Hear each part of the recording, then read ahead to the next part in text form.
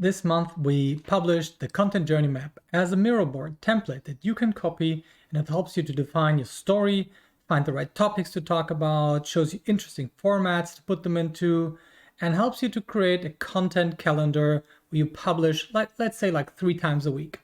But then I often get the question like, Ben, how long does it take to actually create all of this content? And in my opinion, the person who is delivering the core message, who has the knowledge, who is transporting the brand, should block for themselves at least 6 productive hours in a week to write articles, to create videos, to build something useful for customers. And then you should calculate another 2 days where somebody, maybe a student, helps you to publish all of that content across all of the social media posts, write your newsletter, and host it on your blog, for example. That's what I would recommend. What do you think? How much time does real good content take?